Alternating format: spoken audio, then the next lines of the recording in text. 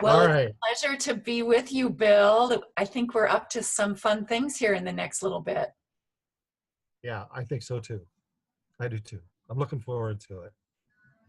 Um, so when Pam and I talked about this, and we're like a third of the way through a journey program, um, and it continually reminded ourselves about how important our facilitators are.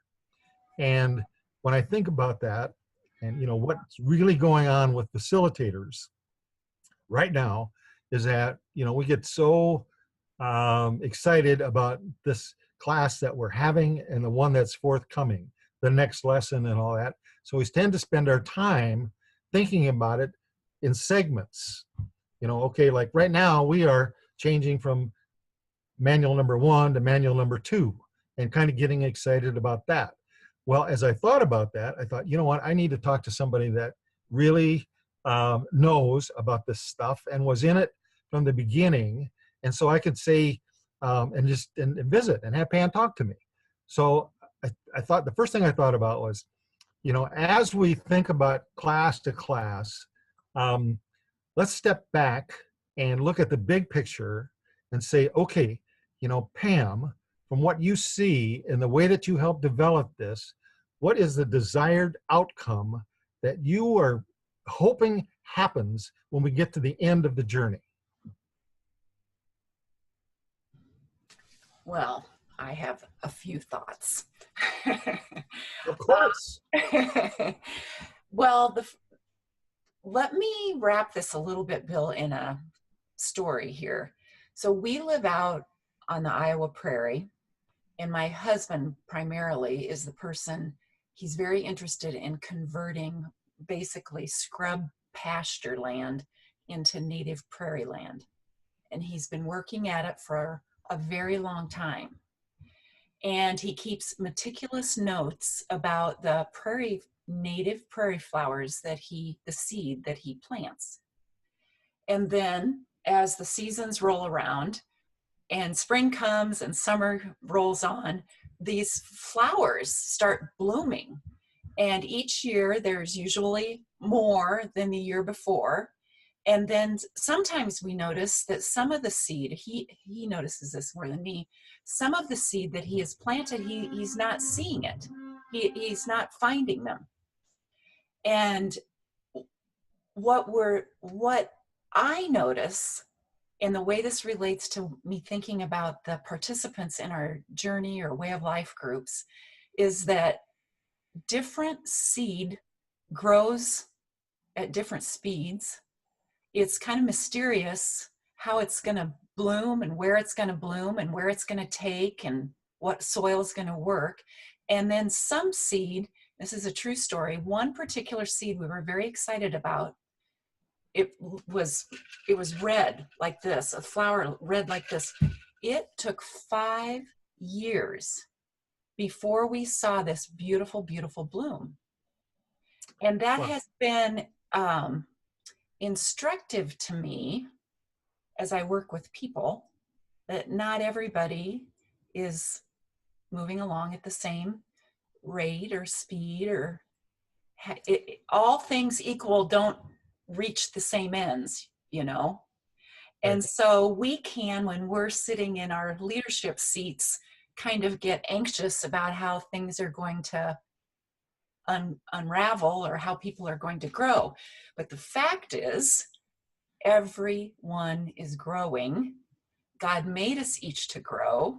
And so if there were an end result or an end that I would want to remind you as facilitators, myself included, is that we are just a part of this whole deal, a timely part, but the Holy Spirit is up to good things uniquely in the lives of each of these people. And we can trust that.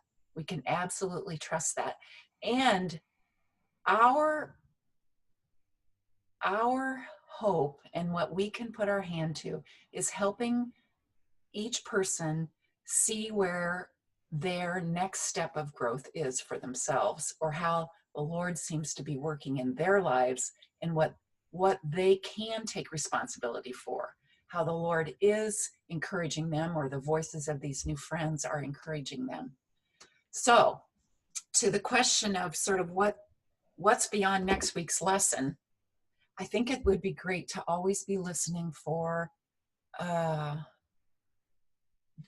imaginations and the hope and the dreams of each person being ignited by the unpredictability of the Holy Spirit in their lives. And to, as best as we can, pour a little fuel on that so that they don't lose courage, they don't get fearful, and they recognize that God is up to something good. I like it. I like it a lot. Mm-hmm. So let's go down that path a little bit. Okay. Right? Yes. I'm a facilitator, and I'm watching my group, and I have in my head that part of my responsibility here is to try to see how this particular seed is growing, the rate, how they're doing, all of this kind of stuff. So how can I, from an adult learnership perspective here, how can I encourage that person to see that in themselves? And then what when you say pour a little gasoline on it, or so on and so forth, what does that mean? What does that look like? Well, I think the first thing that comes to mind for me, and you maybe say this yourself, is trust the process. Aha. Okay. Okay. So there's a lot of process. Yeah. Okay. Sure. And it is educationally sound. In other words, it's built on good foundations of adult education and leadership development, spiritual formation, and it is deepening.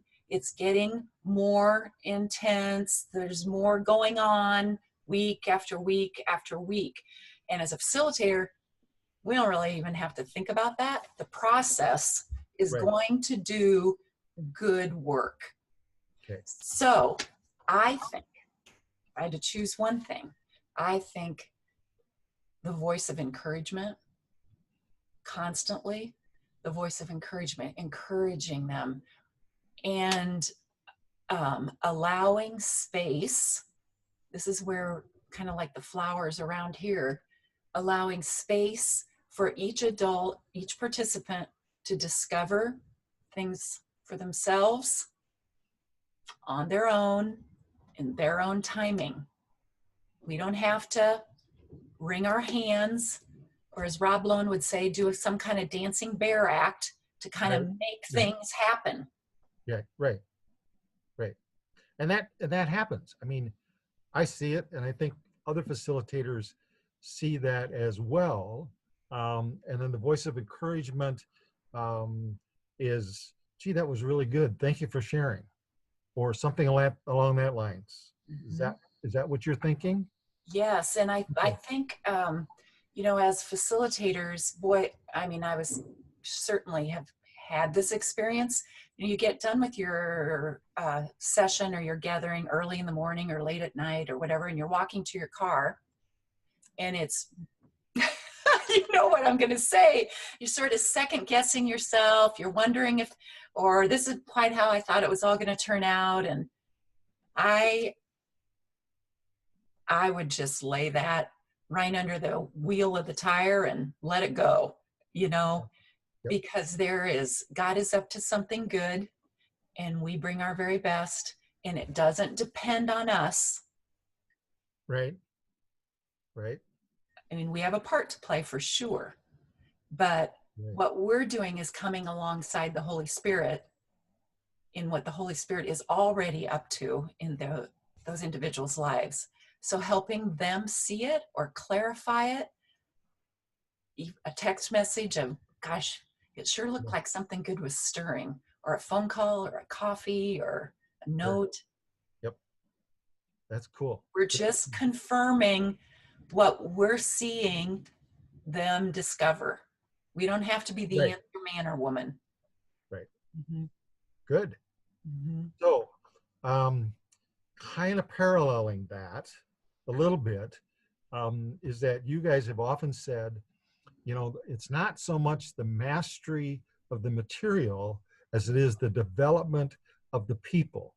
Mhm. And so, in our particular situation, we have an hour and a half, Hmm. and we never get through it all. And a lot of times, the stuff we start on is not the stuff we end on. So, talk to me a little bit about when you guys write that in the material and you say that, Mhm. what, other than not talking, I mean, how do I facilitate that development part and not the mastery part? Or, maybe it's not right to separate it, but through it. Well, each of us as leader facilitators, I mean, anybody who comes around these tables to do this work, um, have a lot of good things going for them and are very capable leaders. Right.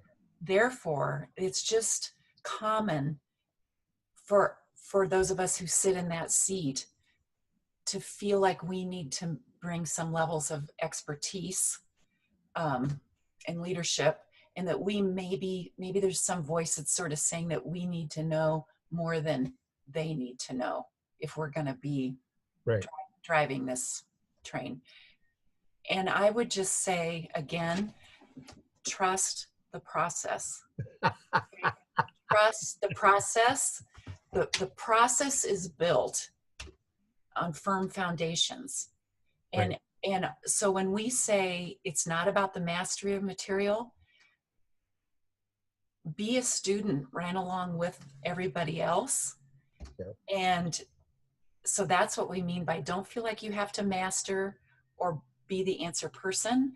Relax about that. It'll do fine. And open your eyes to paying attention to what we were just talking about a little bit before, what's going on in people's lives. Where are they noticing what the Lord is up to? What's happening? Seasons of transition are heightened times of activity of what the Lord is up to. And as people move through different seasons of life, it's a heightened time. And so helping pay attention to that, paying attention to what God is doing in the stuff of people's lives is where we want to encourage you to be. Okay. So just one final thought, because we're going to run out of time, is um, I'm a facilitator. You've been doing this a long time. Hmm. What final comments would you make um, to like me and other people like me who are trying to encourage, um, trying to be a part of people's lives, try to help them see themselves in transition? Hmm. Um, Give it to us.